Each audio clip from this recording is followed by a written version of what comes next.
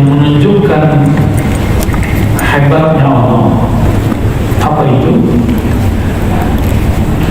Ia membuat atau menghalangimu, atau dia menciptakan tabir antara engkau dan dia, bima laysa biwujudin ma', sedangkan hijab itu sendiri tidak ada pada dia. Hijab itu ada pada kamu, itu maksudnya. Allah itu tidak pernah terhalang. Yang terhalang siapa? Hamba. Allah itu tidak pernah jauh, yang merasa jauh.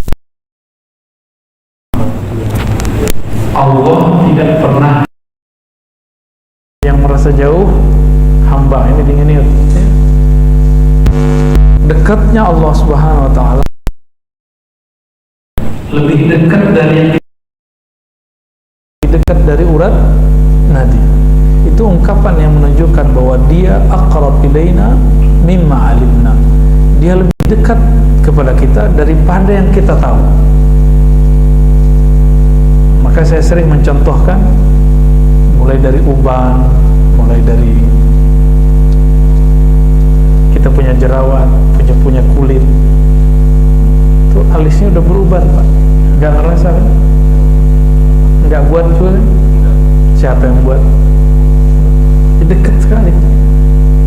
Nggak ada bagian di tubuh ini kecuali semua diatur Subhanahu wa ta'ala.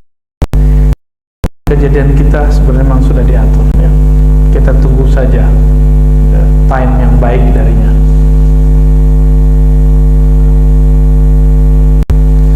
Sebelum Allah menciptakan alam, Allah gimana? Sendiri ya? Allah sendiri? Sekarang berdua bersendiri. Yang bilang dua musyrik. Ya. Bahkan alam ini, kita ini pancaran objek dari kunnya. Kun itu keluar daripada kudrah dan iradah. Ya, masih ingat ya? Jadi Allah ketika berkehendak, maka kehendaknya keluar kalam kun. Jadi kita ini kun. Kudrah iradah itu sifat Allah. Efek dari kun itu namanya fi'il Allah, perbuatan Allah. Maka kita ini perbuatan Allah. Jadi sedekat apa kita kepada Allah? Sedekat perbuatan kepada yang berbuat. Ya, pusing deh ya. Ini masuk ke bab ma'rifat ya. Jadi emang bahasanya begini. Maka Imam Ibnu Ayyad ya, Ibnu Ayyad di sini menukil ayat kullu syai'in halikun illa wajha. Segala sesuatu itu pasti binasa kecuali wajah Allah Subhanahu wa ta'ala. Wajah Allah itu, nah ini bukan tauhid yang versi luar sana. Maknanya berbeda. Wajah Allah, wajah itu artinya menghadap. Apabila Allah menghadap ke wajahnya disebut uluhiyah. Apa yang ada pada zatnya? Keesaan. Allah Maha Esa. Lalu wajah Allah pada makhluknya itu namanya ciptaan. Maka ciptaan ini yang tidak menghadap kepada Allah, dia akan binasa. Walaupun sekarang dia misalnya jadi orang hebat, tapi jika dia tidak berhadap kepada Allah, dia akan hancur. Kullu syai'in halikun illa wajha. Segala sesuatu akan binasa kecuali wajahnya. Boleh diartikan yang menghadap kepadanya. Kita sholat, tapi kalbu kita nggak connect kepada Allah, itu sholat habis nanti. Gitu maksudnya ya. Ketika kita sedekah lalu tidak menganggap sedekah ini hartamu ya Allah, rezeki darimu, maka aku kembalikan kepada hambamu, itu langsung dia kekal. Sederhana ya? Sederhana penyebarannya. Apalagi Zikir. Bapak zikir pengen sakti atau ingin mendekat kepada yang maha sakti? Kalau ingin mendekat langsung dia kekal. Berarti zikirnya dihadapkan kepada wajahnya, wajah rububiyahnya. Jadi rububiyah itu adalah menghadapnya makhluk kepada sang khalik. Itu disebut wajah rububiyah, ya. Maka makhluk yang menghadapkan hatinya kepada Allah, menghadapkan ruhnya kepada Allah, Allah akan kekalkan dia dengan nikmat surga, khalidina fiha, ya. Di dalam Sahih Bukhari itu, Sahih Muslim juga ada sebuah riwayat Nabi pernah bersyair dengan syair-syairnya orang-orang dahulu. Jadi Nabi ini suka bersyair.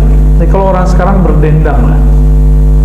Kata beliau, asdaqu baitin qalatis syu'ara, bait-bait syair yang bagus, yang terbaik, yang dikalamkan syu'ara itu kalam Labid.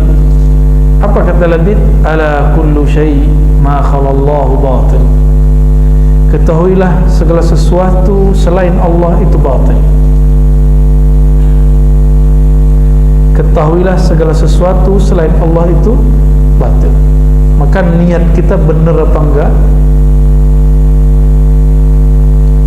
Kalau emang karena Allah, dikekalkan oleh Allah Subhanahu wa ta'ala. Alam kullu syai'in ma khalallahu batil. Ketahuilah segala sesuatu selain Allah batil. Ini diartikan oleh Imam Ibn Arabi dengan wahdatul wujud. Dan banyak ulama salah faham di situ. Karena tidak semua ulama itu mengalami pengalaman ruhani. Seperti Ibn Taimiyah, dia mengatakan Ibn Arabi itu sesat karena mengatakan bahwa Allah bersatu dengan alam. Ya, itu keliru. Ibn Arabi nggak ngomong gitu. Ibn Arabi ngomong wujud yang hakiki cuma wujud Allah. Wujud hakiki itu wujud yang mana dia ada dengan dirinya sendiri. Kita lahir aja dilahirin, ya. Allah enggak, lam yalid walam yulad.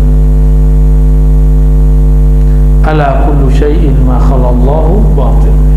Segala sesuatu selain Allah batil. Maka di mana saja, apa saja yang di dalamnya tidak ada nama Allah, dia batil. Kita ngaji begini niatnya karena Allah, langsung sia-sia. Batil artinya sia-sia, doi, ya, langsung sia-sia.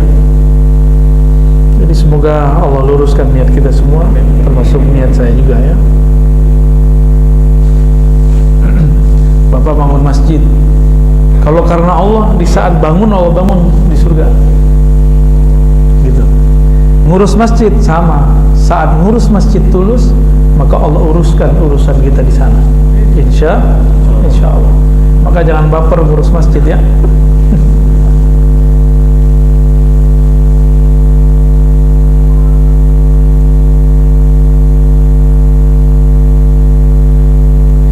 Imam Abul Hasan Syazili pernah ngomong begini, inna lananzur ilallahi bi basaril imani wal iqam. Kita memandang kepada Allah dengan pandangan iman dan yakin. Maka kita nggak perlu dalil. Jadi orang yang minta dalil, bukti, berarti dia kurang percaya kepada Allah. Nastadillu bihi 'alal khalq. Hal fil wujudi syai'un siwal wahidil haqq. Fala narahu in kana walubda fanarahum kal haba fil hawa in fattashtahum lam tajidhum syai'a.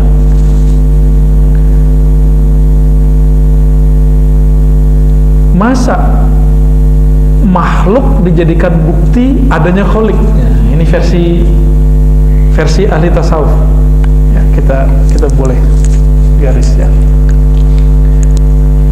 Ahli kalam atau ahli akidah disebut dengan mutakallimin, ya. Mutakallimin, ahli kalam, atau orang-orang yang sibuk dengan dalil-dalil. Ini sama aja, mau aliran Asy'ariyah, mau aliran Ibnu Taimiyah, sama. mereka membutuhkan dalil. Dalil itu ada dalil teks, ada dalil alam atau ciptaan. Mana dalil ada Allah? Qul huwallahu ahad. Itu teks. Ayat sekian, orang sekian. Lalu ada orang berdalil dengan ciptaan. Apa bukti ada Allah? Apa bukti ada Allah? Ada ciptaan. Nah, ini versi mutakal. Jadi dia kemudian mengatakan karena ada ciptaan berarti ada Allah yang mencipta. Versi siapa? Oke. Kalau ahlul azwaq atau orang ihsan, ahli ihsan, nggak begitu. Allah lah dalil bahwa diri. Apa dalil Allah ada? Allah itu sendiri. Apa bukti madu itu enak? Cobain aja sendiri. Gitu. Nggak perlu pakai dalil gula, gitu, nggak perlu. Apa bukti bahwa air senang apa? Kias.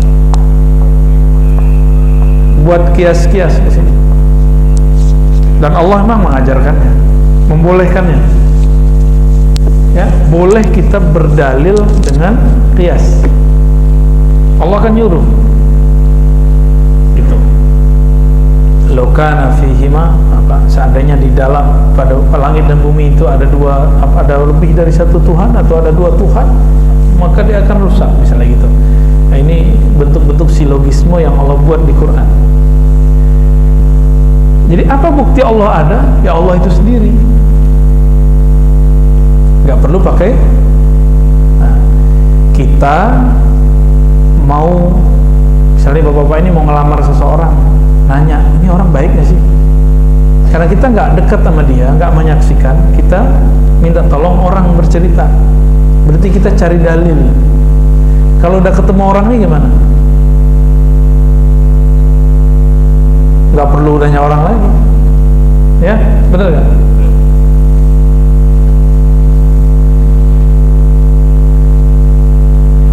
Fa'aghnana dzalika 'anid dalil wal burhan. Ya, karena kami percaya kepada Allah, karena Allah itu sendiri, nggak perlu pakai bukti. Itu maksudnya. Bagi beliau, alam semesta ini bukan bukti Allah ada.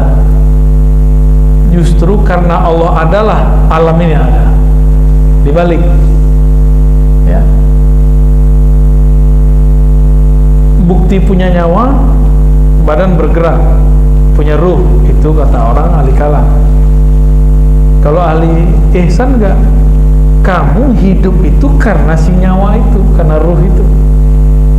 Itu maksudnya, ya.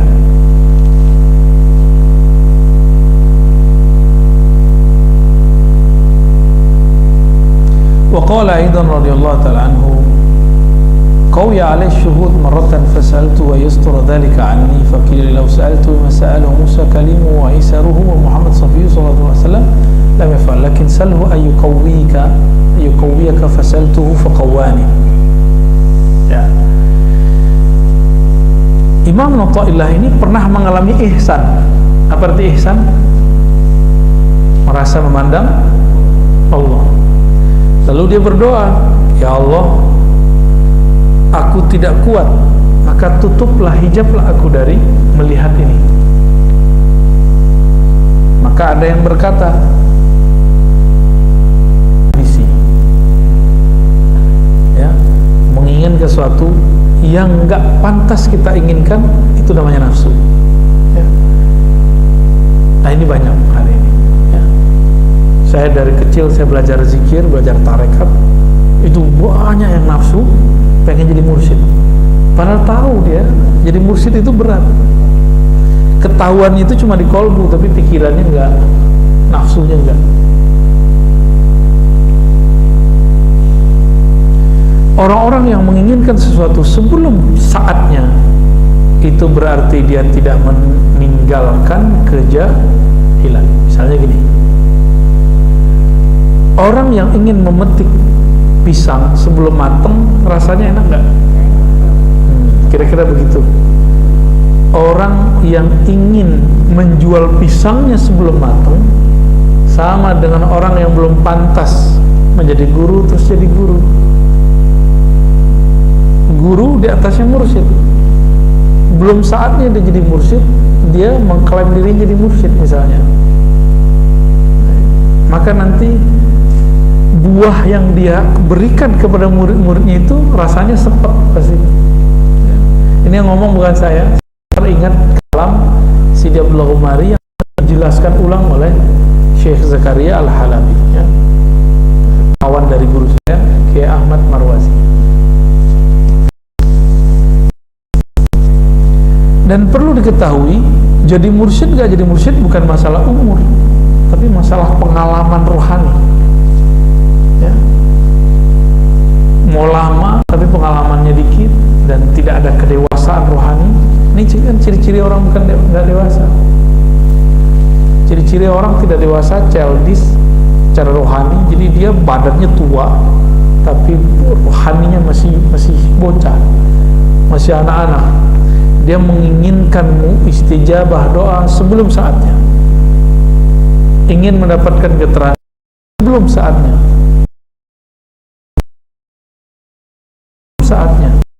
Coba lihat yang belum umurnya, pernah nggak? Dulu pernah anak-anak nggak? Pernah nggak minta ke orang tua sesuatu yang bukan umuran kita? Hah? Beneran? Antum waktu kecil ingat nggak? Minta sesuatu itu bukan umuran kita seharusnya. Takut galak orang tuanya. Kalau saya sering dulu minta sesuatu yang sebenarnya itu belum umur saya minta. Nah, tapi dikasih tahu nih belum, itu orang gede, kita paham. Anak kecil ini kan ada tipe yang bisa dibilangin, ada yang nggak bisa dibilangin.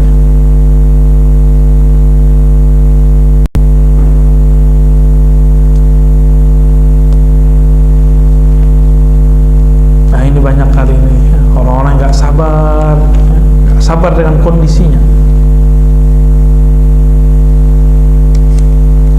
Yang pengen menikah sebelum saatnya, pengen punya anak sebelum dikasih, akhirnya jadi ya, yang belum dapat anak ya sudahlah, berarti antum belum jatah dapat anak, selesai kan? Ya. Sederhana sekali. Hikmah yang ke-18. Berapa di situ?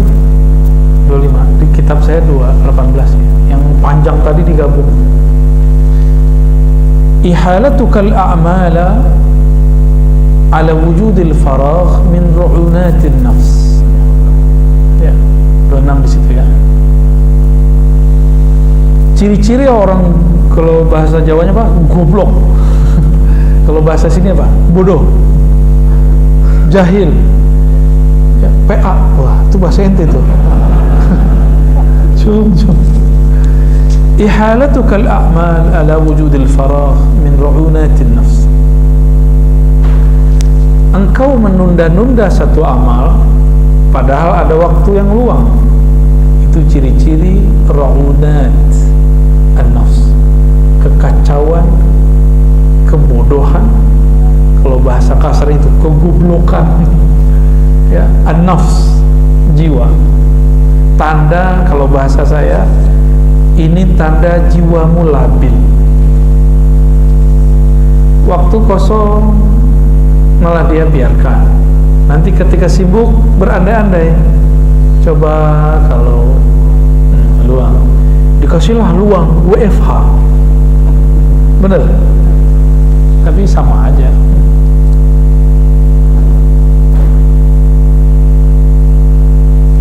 Waktu yang paling berharga untuk kita sekarang adalah waktu dunia.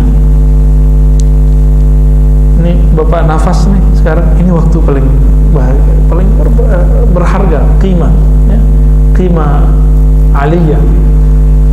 Kenapa kita sebut begitu? Karena ketika orang nanti masuk kubur, dia nggak sadar tahu-tahu dia dikubur. Nggak sadar tahu-tahu masuk kubur. Biasanya kan main handphone sambil nonton, pas bangun TV-nya kok nggak ada, nyari-nyari TV, nyari-nyari YouTube.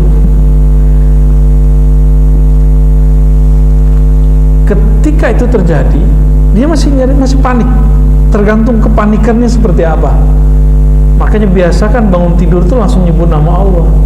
Gimana caranya? Sebelum tidur sebut nama Allah, maka setelah tidur kita akan menyebut nama Allah.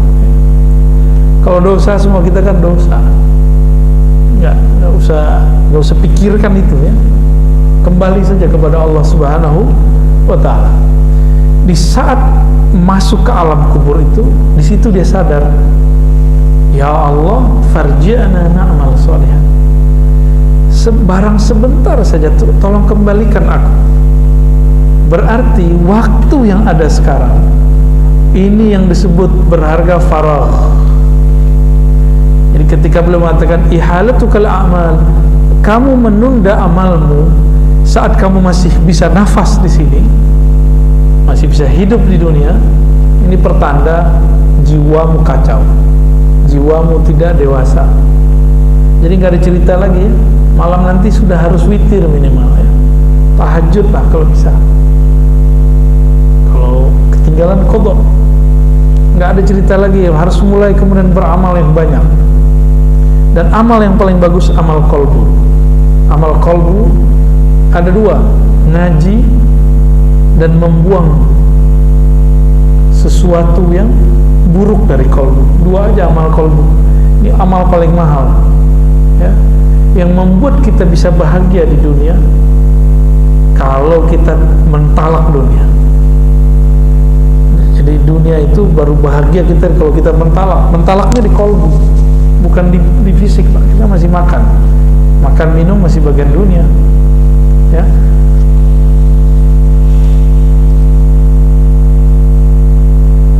Maka orang-orang yang melalaikan masa-masa di dunia ini, itulah orang yang paling kacau jiwanya, paling labil jiwanya.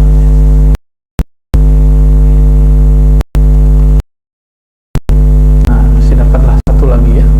Satu atau dua lagi nih. La tatlub minhu ay yukhrijaka min halatin yasta'milaka fi ma siwa. Falau aradaka lasta'malaka min ghairi ikhraj. Ini orang ngeluh, ya Allah, kapan saya khusyuk? Pernah gitu enggak? Ya Allah, kapan kamu? Banyak kan kapannya? Benar? Nah, apa jawaban Ibnu Thailah?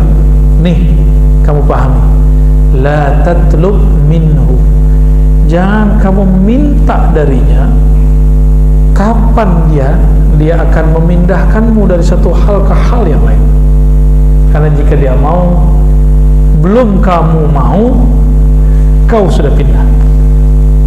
Itu maksudnya. Sebelum engkau mau, Allah akan pindahkan dirimu.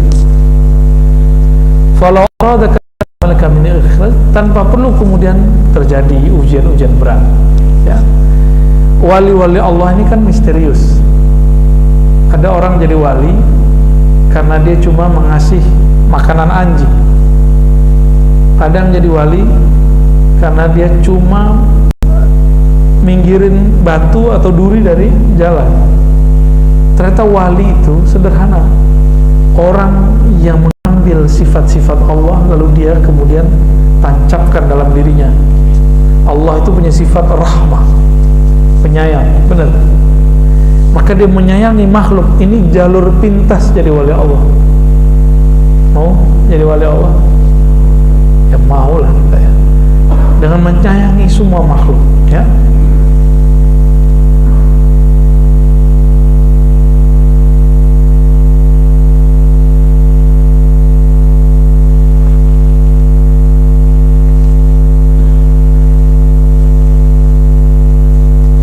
Jadi kalau ada orang pengen zuhud terus dia berhenti kerja, itu bukan zuhud ya. Buktinya apa? Antum ketika tidak bekerja kepikiran duit mulu, itu tanda-tanda zuhudnya nggak bener. Ciri-ciri orang zuhud, dia udah nggak mikirin duit. duit datang cari dia. Dia nggak nyari duit, nyari dia. Akhirnya tidak ada kemudian ganggu dirinya. Itu baru zuhud. Ya, gimana? Itu salik untuk berdiam, tawakuf. Udah bahasa Betawi, tawakuf pengajian, tawakupan. Kita habis tawakupan ya. Tidaklah seorang salik berkehendak untuk diam tawakuf ketika mengalami suatu kasyaf.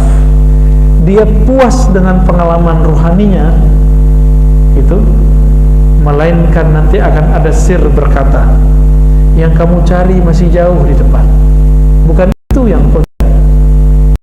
Gitu. Jadi kalau orang mengalami khusyuk, bisa nangis, belum, masih ada lagi di atasnya. Bapak ngerasa sholat nih kayak di hadapan Allah, belum, masih ada lagi makom di atasnya. Apalagi apa yang antum paling ingat-ingat ketika sholat, paling enak, bahagia, masih ada lagi di atasnya. Ya, gitu maksudnya. Jadi yang kamu cari itu bukan bahagia, tapi sumber bahagia. Yang diperlukan Allah itu dari kamu, bukan Allah nggak memerlukan apa-apa juga ya. Yang Allah kemudian mau ambil dari kamu itu bukan khusyuknya, tapi usaha untuk memperoleh khusyuknya, itu yang Allah ambil. Ya, emang khusyuk gampang ya? Gampang Pak? Nggak susah. Gampang nggak susah sama Pak. Apa maknanya di sini? Dunia kerohanian ini akan selalu ada guidance dari Allah. Ini gurunya kan nggak ngomong nih, tapi di hatinya dia bicara. Hatinya yang bicara. Ini yang disebutkan dalam hadis, istafti qalba, mintalah fatwa ke dalam kolbumu. Ini beliau mengajarkan itu.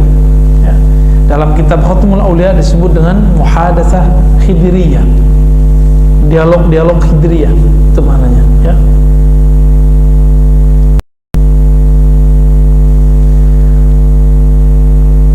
Maka di sini Imam Shustari namanya mengatakan, fala taltafit fis sayri ghairan fa kullu ma siwa Allahi ghairun fattakhiz dzikrahu hisnan. Jadi kalau kita sampai di melewati satu perjalanan, tujuan kita mau ke Bandung, pas di tol jalannya bagus nggak, pemandangannya bagus nggak, berhenti nggak di situ? Kalau berhenti di situ berarti kita lupa dengan tujuan. Nabi mengatakan, kun fid dunya ka'abiris sabil. Hendaklah kamu berada seperti orang abir, itu yang melewati, sabil jalan, ya anak jalanan, musafir. Maksudnya apa? Bapak pernah keluar negeri, pasti sebagian. Kalau keluar negeri bawa banyak koper gimana? Gak usah keluar negeri, provinsi banyak-banyak, ribet nggak? Itu koper, ada koper tanah, koper rumah,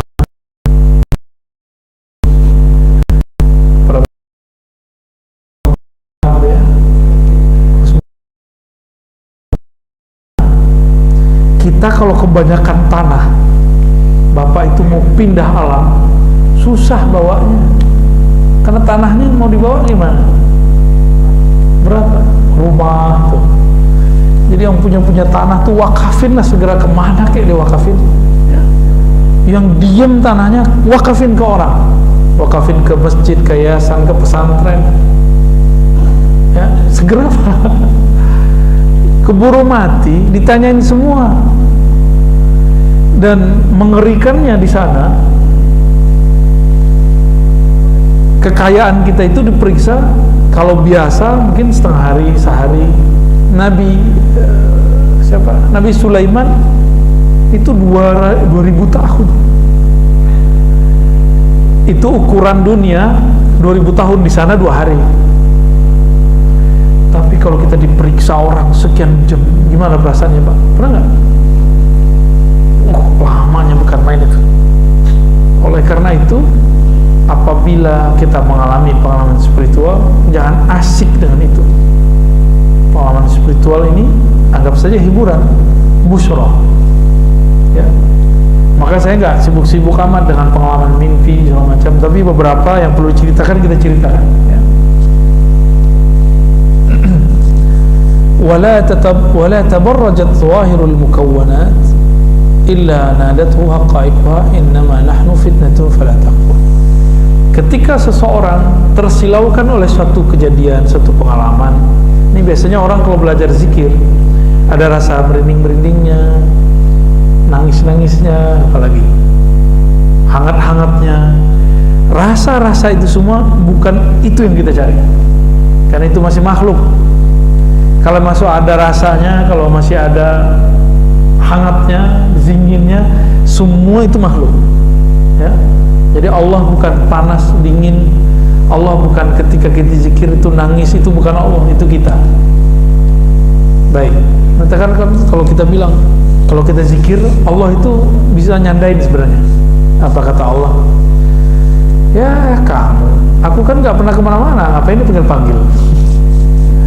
Ya, zikir, ya Allah, Allah, Allah, Allah. Allah ngomong, aku bersamamu dimanapun engkau berada. Maka sebenarnya zikir-zikir kita itu tidak pernah membuat kita jadi wali. Zikir itu haknya badan, haknya kolbu. Yang membuat seseorang menjadi wali jika di dalam dirinya ada rahmat-rahmat Allah. Mau jadi wali kan? Biar gampang jadi wali, minimal jadi wali murid, ya. Wali murid jadi wali kan dia sayang sama murid, benar nggak? Maka wali Allah karena dia sayang kepada makhluk Allah subhanahu wa ta'ala. Nah, setiap kali terjadi pengalaman-pengalaman yang menghalangi kita kepada Allah, maka berkatalah hakikat-hakikat ini, kami ini hanya ujian, janganlah engkau kufur. Innama nahnu fitnatun, kami ini hanya ujian, fala takfur, jangan kufur, ya. Ini hati-hati di situ.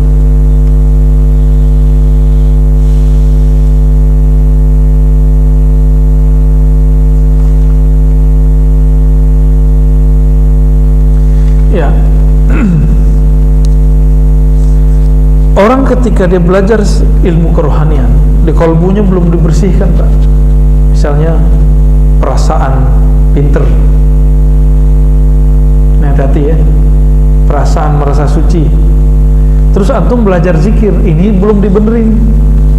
Nanti zikirnya nambah, merasa sok sucinya nambah. Bahaya nggak tuh? Kita belum sembuh dari penyakit sombong.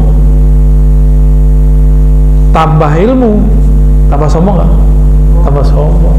Ya, ini hati-hati di sini.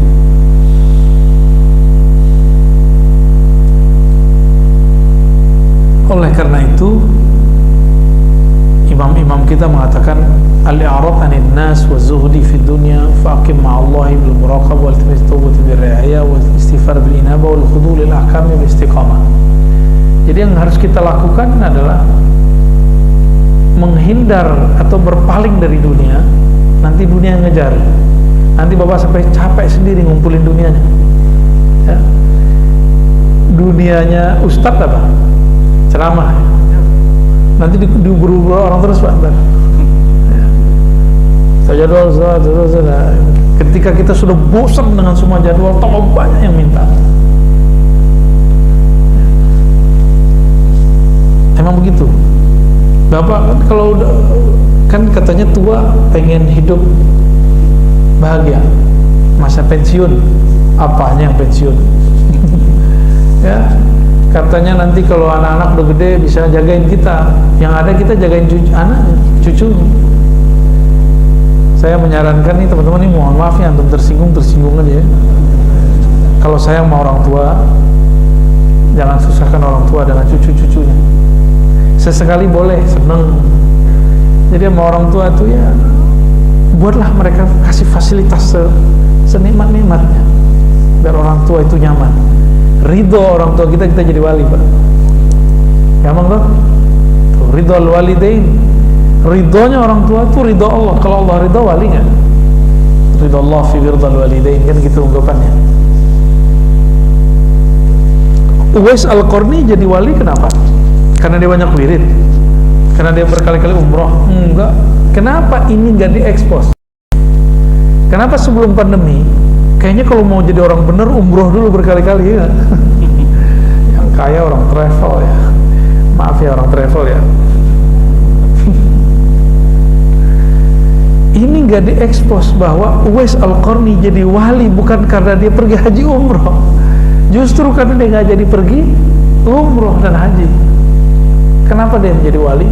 Karena dia merawat ibunya, memuliakan ibunya, mahar masuk jadi wali itu. Gampang-gampang susah ya? Ya enaknya ngomongin doang, ntar kalau sudah ketemu orang tuanya bingung. Wah, masih ada. Cukup. Banyak nih. Ya.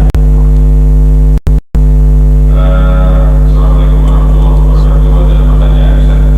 Meluruskan stigma negatif kepada tasawuf. Ada yang bilang ini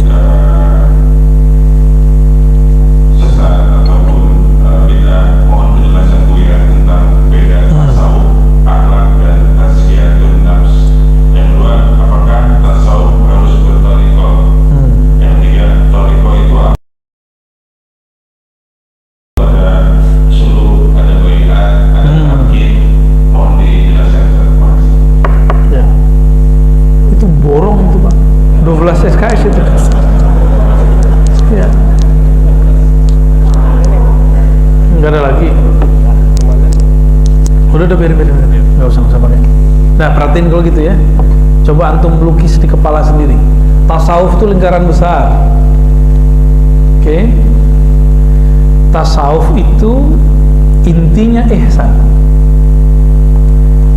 Fikih itu intinya Islam. Akidah itu intinya iman. Oke. Tasawuf yang besar itu untuk mendapatkan ihsan, beribadah seakan memandang Allah, merasakan kedekatan Allah. Apa yang harus proses tazkiyah ya. Proses apa namanya? Tazkiyah. Proses tazkiyah ini ada kurikulumnya. Kurikulumnya disebut metode. Metode itu bahasa Arabnya thoriqah ya, jalan, metode. Maka di situ kalau pertanyaannya apa beda tasawuf dan akhlak, kalau sudah dibenerin tazkiyahnya ini, jiwanya, maka akhlaknya akan menjadi bagus. Jadi akhlak itu buah dari tazkiyatun nafs yang ada dalam tasawuf. Lucunya ada orang mengharamkan tasawuf tapi membuat kajian kitab tazkiyatun nafs. Benar ya? Tazkiyatun nafs itu satu bab dalam tasawuf. Gitu ya. Tazkiyatun nafs satu chapter dalam bab tasawuf.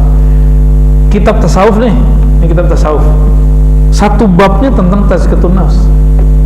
Karena ada namanya jiwa amarah bisu, jiwa mulhamah ya, jiwa ya, lawamah, mulhamah, kemudian mutmainnah. Kalau dia dibersihkan tazkiyah, maka dia akan naik ke makom atasnya, naik ujungnya nanti mutmainnah. Kalau mutmainnah tinggal naik doang, itulah disebut mi'raj. Jadi isra'nya jiwa dari amarah bisu kepada mutmainnah. Mi'rajnya jiwa dari mutmainnah ke radiyah, mardiyah ke kamilah ya. Itu kalau dikaitkan dengan Isra dan Mi'raj. Sudah bisa bedain? Tasawuf itu rumah besar, tujuannya agar mendasarkan kedekatan kepada Allah, yaitu ihsan. Di dalamnya ada satu bab namanya tazkiyatun nafs. Tazkiyatun nafs itu mempunyai metodenya lahirlah dalam thoriqah ya. Maka wajibkah berthoriqah? Ma la yutimmul wajib bihi illa bi fahuwa wajib ya. Apa apabila sesuatu nggak dicapai kecuali dengannya, maka dia jadi wajib. Gitu.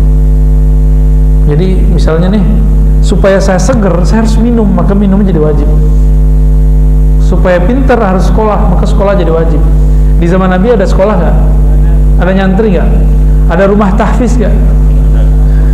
Tapi supaya orang hafaz Quran, hafal Quran, maka perlu dibuka madrasah, ma'had, rumah tahfiz. Gitu. Ini lucunya orang yang mengharam-haramkan tasawuf. Dia buat bid'ah sendiri. Dia buat metode ini, metode itu, doro ini, doro itu, rumah tahfiz ini dan itu. Itu kan metode menghafal cepat, metode hafal begini. Kenapa dalam menghafal boleh ada metode, tapi dalam tazkiyah nggak boleh beda metode? Nabi beda sahabat, beda cara loh. Ada sahabat pelit, nanya, wahai Rasulullah, amal terbaik apa? Nabi jawab, engkau ngasih makan anak yatim, engkau ngasih makan orang susah. Ada sahabat yang kismin, tuh kismin ya, nanya, wahai Rasulullah, amal terafdal apa? Nabi bilang, iman di qalbu. Ada orang nanya, orangnya pemarah, Nabi bilang, la taghdab falakal jannah, kamu sabar aja, masuk surga. Kayak gitu Pak modelnya.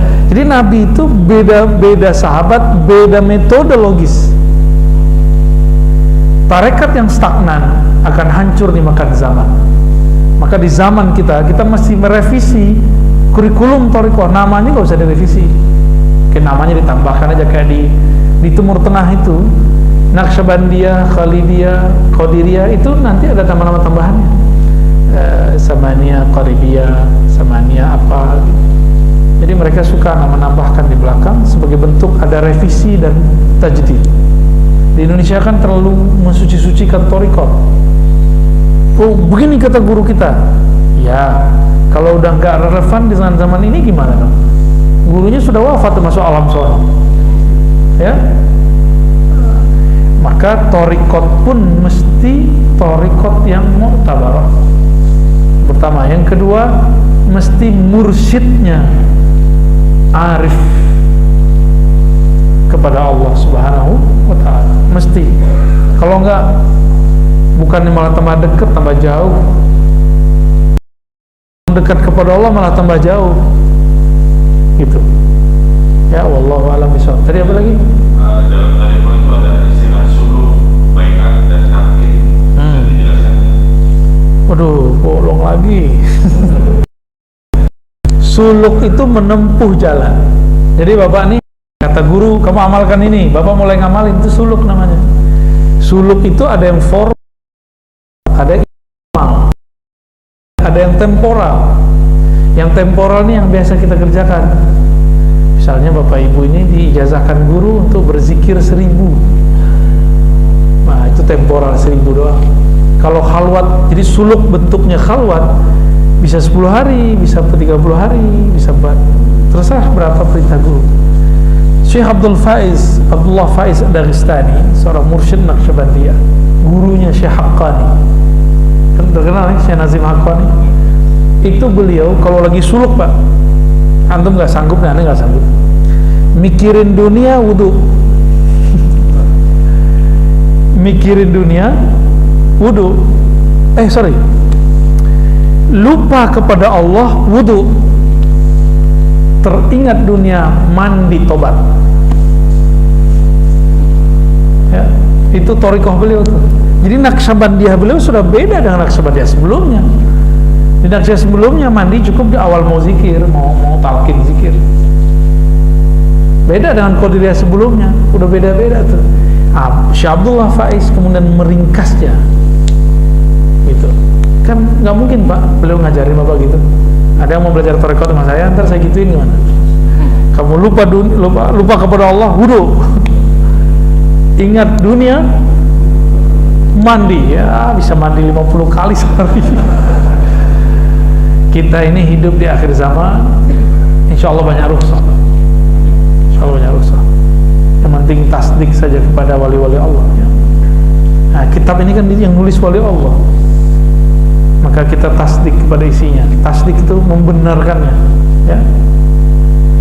Jadi tidak ada lagi pertanyaan tasawuf ada kan di masa Rasul, ya salah. Ya. Malam tadi saya mengkaji dari Alif Lam Mim sampai berapa ayat? 3 ayat ya.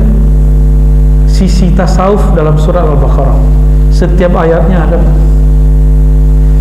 Tasawuf itu membahas mulai dari bab niat, taubat sampai kemudian mahabbah, ridho. Jadi kalau orang nanya, khusyuk masuk di tengah-tengahnya. Adakah tasawuf di Quran? Banyak. Setiap ayat sabar itu tasawuf.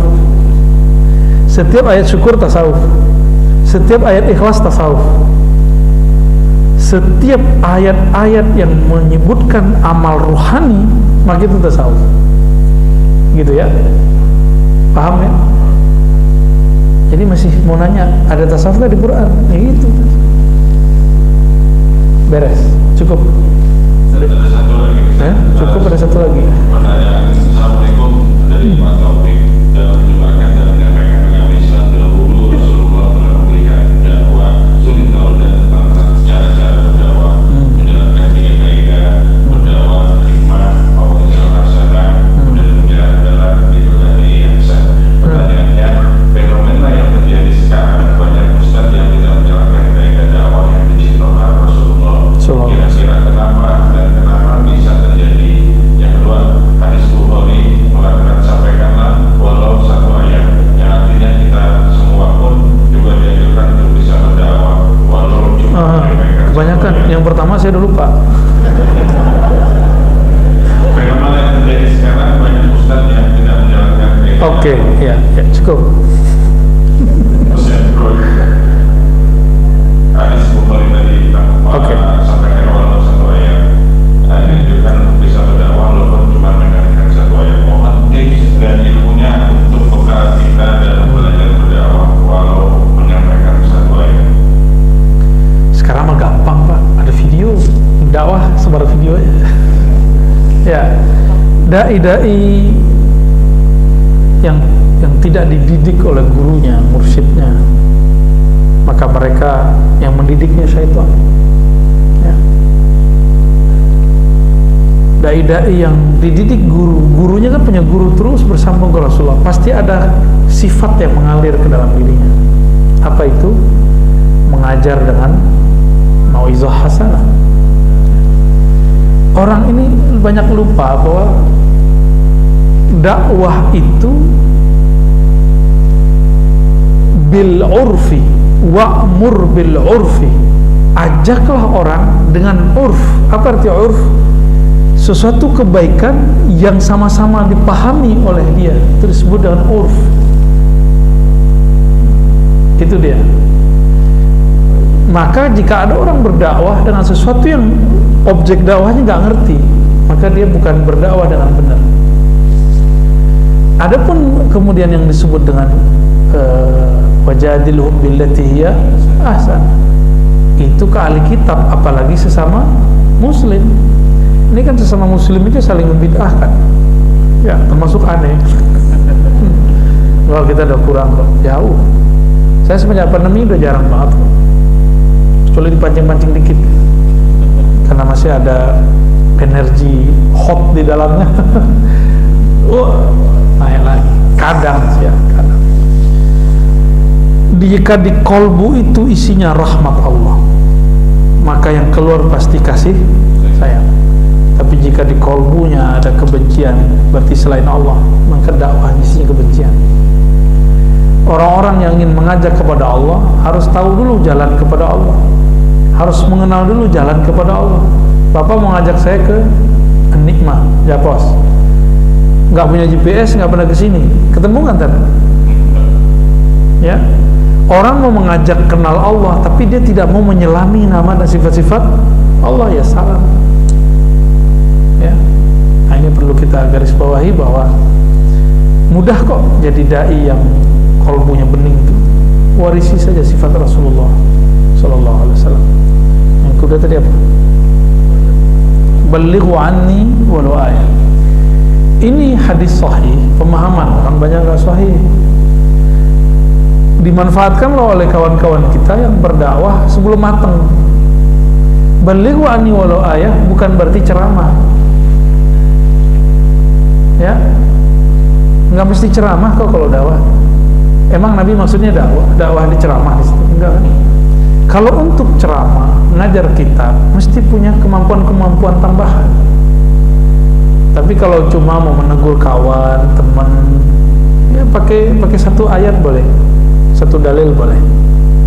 Tapi Bapak duduk di tempat saya ini, terus nanya macam-macam, nggak tahu dalil gimana? Kejadianlah seperti di Bandung, ada ustadz siapa namanya? Ditanya perihal yasinan, nggak bisa jawab, langsung bilang bid'ah aja. Ya. Yang paling lucu dari tahun 80-an, 90-an ini rame mengenai doa anak sampai ke orang tua, selain anak nggak nyampe. Sering dengar nggak dulu? Itu kan kacau itu. Itu orang ingin menyampaikan satu ayat, itu doang yang dihafal, tapi salah paham karena hanya mengenal satu ayat. Jadi tolong dibedakan ad-da'wah ghair al-fatwa. Fatwa, dakwah itu beda. Jadi kalau antum ini bukan ahli fatwa, nggak pernah belajar fikih, usul fikih, hadis dengan mendalam, cukup berdakwah dengan pengertian memberi motivasi. Jangan bermain di wilayah hukum. Ini baru hijrah 3 bulan lalu sudah berani membid'ahkan ustadz yang sudah puluhan tahun bersama kitab-kitab yang gundul itu. Aneh Pak, sekarang betul-betul aneh. Baru hijrah kemarin, gak pernah nyantri, kiai-kiai dibantah. Kalau saya yang dibantah wajar, kan saya anak filsafat katanya. Dia mau cari-cari kesalahan, tapi ya Allah ya. Saya filsafat 4 tahun, 4,5. Tapi saya ngaji hadis 15 tahun. Banyakan mana? Kalau dia ngaji hadas kalian. Jadi kalau untuk menjawab fatwa, haram bagi orang yang hanya mampu berdakwah tapi bukan mufti atau mempelajari ilmu fatwa. Kalau saya nggak fatwa, saya cuma nukil fatwa. Ya, siapa Ar-Razi bisa fatwa? Saya cuma menukil fatwa. Mana fatwa-fatwa yang kemudian luput dari banyak orang, nah kita ulang. Masalah bank, saya nggak pakai fatwa saya sendiri, saya pakai fatwa Darul Ifta Mesir. Ya, asuransi segala macam itu saya pakai fatwa sana. Karena saya tidak memandang diri saya mampu berfatwa, walaupun dapat ijazah dari guru saya dan dibolehkan berfatwa. Ya, tapi saya nggak lakukan itu ya. Belum saatnya lah.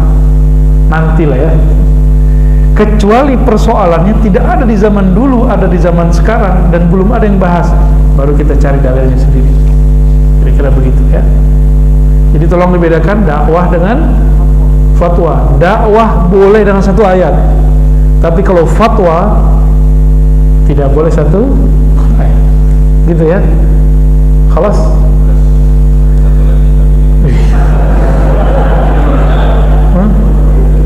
Simpen. Bertanya, apakah boleh kita membaca maulid tetapi kita dengan menyingkat pasalnya hanya karena ingin mempercepat waktu? Kan bukan Quran. Quran gitu maulid? Enggak. Ya boleh. Jadi boleh meringkas maulid. Berzanji itu berbeda dengan bacaan lain. Dia ulami beda lagi. Semakin kesini tambah dikit Pak. Ntar lama-lama jadi sallallahu alaihi Muhammad tuh. Udah kejadian ya. Quran aja yang tadinya banyak 1 juz boleh dibaca cuma kulhu 3 kali, ya kan? Jadi nggak ada masalah. Jadi kitab-kitab maulid itu bukan kitab suci, itu cuma menceritakan tentang orang suci. Kalau itu diringkas nggak ada masalah. Ya, wallahu a'lam bishawab. Doanya pakai Fatihah aja ya. Mungkin bulan kita beritahu bulan depan berapa tanggal 21 kita tidak membahas masalah hikam, cuma berbarengan dengan peringatan Isra Mi'raj. Saya 21 nggak bisa kayaknya Pak. Oh nggak bisa ya? Karena Tuan Ustaz mau minta di Solmen di Ustaz Habib Bis. Beliau aja lah yang isi ya. Ya. Orang tanggal 21 saya ada janji ke Jogja. belum ya? 21 Ya, nanti komunikasi sama akhir sekian. Baik teman-teman semua, mari kita sering mendoakan, berkirim Fatihah satu sama lain untuk semua yang hadir malam ini, siapapun yang mendengarkan dimanapun berada. Kita kirimkan untuk semua umat Islam, semua orang-orang yang pernah kita berbuat baik kepadanya, atau orang-orang yang mungkin dulu pernah kita sakiti. Kita kirimkan untuk mereka semua. Al-Fatihah.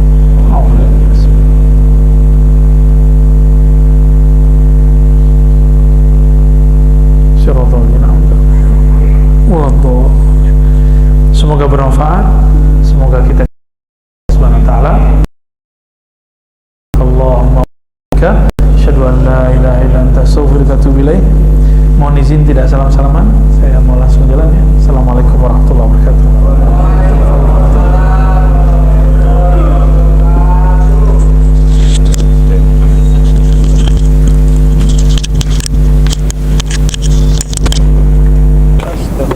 Iya.